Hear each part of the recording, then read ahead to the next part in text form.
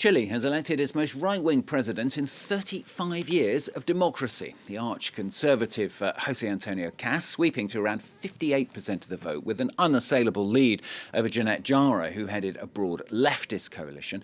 Kast campaigned on a promise to expel more than 300,000 immigrants, taking a firm hand on near-record crime rates and to restart the stalled economy. Well, let's hear first of all from Kast.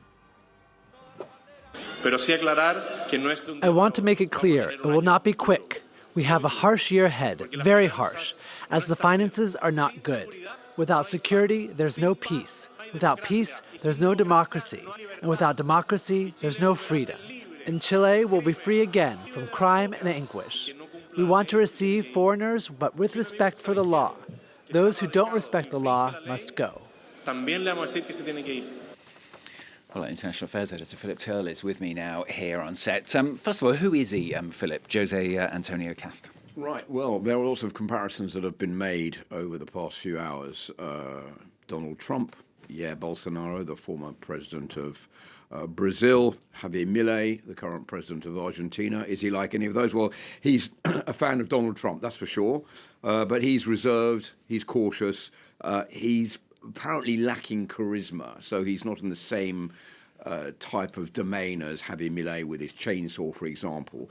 But below it all, even though he appears to be a fairly nondescript guy, he is, in fact, ruthless, and those who know him say you're either with him or you're against him, but there's no middle ground. So he's 58 years old. He's a professional lawyer.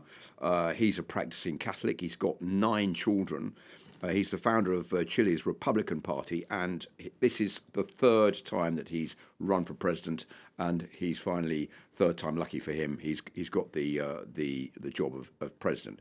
He's also known to be against abortion. Even in the case of rape, he's against any type of contraception pills. He's also against same-sex marriage. And there's something else that I think is also not always known about him. That is that his father was a member of Hitler's Nazi party and a soldier during the Second World War, and his brother was a minister under the former dictator Augusto Pinochet and head of the central bank during the time from 1973 to 1990. The election pledges, there are 2 main ones. You can see them behind me. The first one is to clamp down on violent gangs, and the second one to deport 340,000 illegal migrants. I think if you look at the way the far right has been rising in popularity, populist policies around the world, it's usually basically always for the same reasons. A, because of insecurity, and B, because that's blamed on illegal migration. Those are 2 of the issues that have brought Kast to power here in Chile. He's been pledging to do exactly what Donald Trump is saying that he is doing, and that is kicking migrants out of the country. Many of the migrants that are in Chile are coming from Venezuela. You mentioned those 2 pledges there. There's another one, isn't there, about boosting the country's security. I mean, how bad is criminality in Chile? Well, it's not as bad as it is in other Latin American countries, but that's not enough to placate public opinion in the country, in Chile. If you look at the homicide rate, it is 6 per 100,000. That is an increase of 3.5 in the past 10 years. And if you look at the kidnappings, a number of kidnappings in Chile, there were 868 in 2024. That's plus 76%. That's a huge increase over 2021. And I think that is probably one of the reasons that has pushed voters to take their chance with Kast, with Jose Antonio Kast, more than with the other candidate who was from the communist left, thinking that maybe he's the right one to clamp down on this kind of dissent, this kind of violence in the country, and that's what they want. You have to remember that Kast has made no secret of the fact that he's an admirer of the former President Augusto Pinochet, who was just talking about, who tortured 27,000 people, executed over 2,000 others, and had a very ruthless regime, but is well remembered by many in Chile as being someone who, during his time in office, made the streets safe. And I think that's why people have been pushed over to vote for Jose Antonio Kast. Now, he's pledging to build more jails. He says that he will build more maximum security prisons. He wants to cut the ability of gang members to be able to contact the outside world while they're in jail.